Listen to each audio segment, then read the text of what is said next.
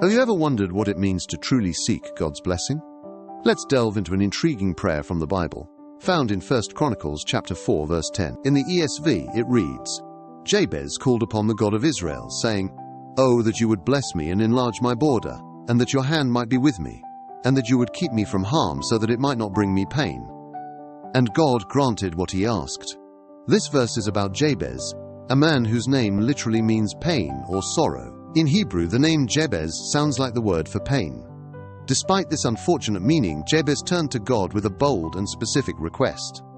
He asked for God's blessing, for expanded territory, for God's presence, and for protection against harm. This was not just about material gain, but about living a life under God's comprehensive care and guidance.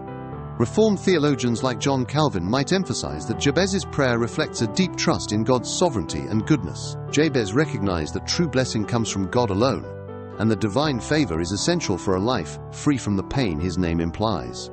This prayer isn't a formula for earthly success, but an example of seeking God's will and blessing in our lives. Jabez's prayer shows us that it's entirely appropriate to ask God for big things, as long as our hearts are aligned with his purposes.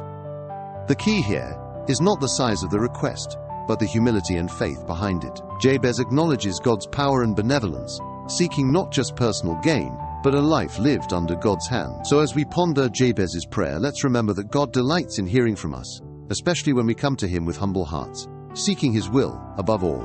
Let's read that verse one more time.